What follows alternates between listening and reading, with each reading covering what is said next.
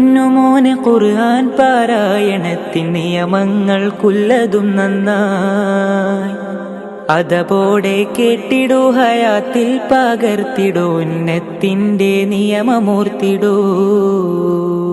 അറിയണം പൊന്നുമോനെ ഖുർആൻ പാരായണത്തിൻ നിയമങ്ങൾക്കുള്ളതും നന്നായി അതപോടെ കേട്ടിടൂ, ഹയാത്തിൽ പകർത്തിടൂ, ഉന്നത്തിന്റെ നിയമമൂർത്തിടൂ. ഷദ്ദുള്ള ഹർഫ് മീമ് നൂനും ആണെങ്കിൽ പിന്നെ നന്നായി മാണിച്ചിടേണം നീ.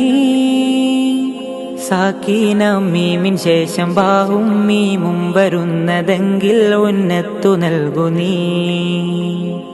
തൻവീനും സാക്കിനായ നൂനും കഴിഞ്ഞു ഹുറൂഫുൽ ഹൽഖും ലാമറ വന്നാൽ അരുത് മാണിക്കരുത്, മറ്റുള്ള ഹർഫിൻ മുമ്പ് ഉന്നത്ത് വെടിയരുത്.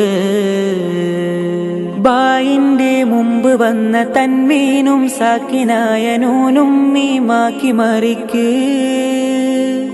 ഇഖ്ഫാണെങ്കിൽ ഇവ രണ്ടും ഖൈശൂമിലേക്ക് ഉന്നത്ത് നൽകി മറക്ക്.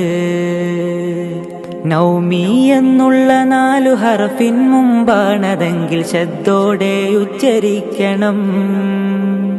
മൗത്തിന്റെ മുമ്പ് ഇവയെല്ലാം അറിഞ്ഞു ഖുർആനോദി നീ ചലിക്കണം.